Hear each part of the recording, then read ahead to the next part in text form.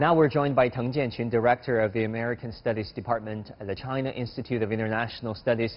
Director Teng, great to have you back with us. What's your main takeaway from President Xi Jinping's speech addressing the SCO summit?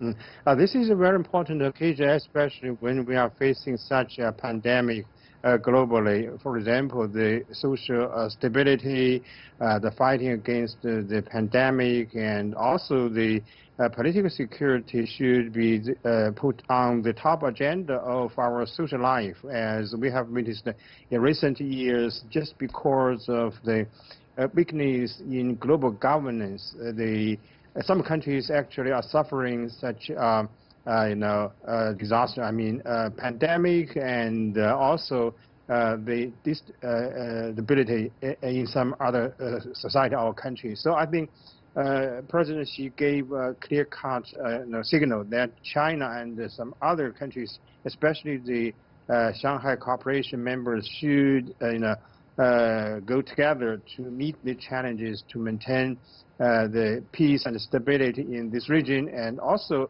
contribute to some extent the effort to the fighting against pandemic or COVID-19, and also gave some achievements or share their achievements in fighting such a disease. Yeah, talking about COVID-19, what do you think the Shanghai Cooperation Organization can do really to further the global cooperation in fighting the pandemic and perhaps even a vaccine development? Yeah, this is another important part for Shanghai Cooperation member states to share their already made achievements. For example, vaccine, as in some other countries. In China, our scientists so far have done so good. So I think this is a very good cooperation in such a specific time. And the Shanghai Cooperation originally was established to fight against the terrorism, so-called non-traditional threat to the region and to the countries in this region.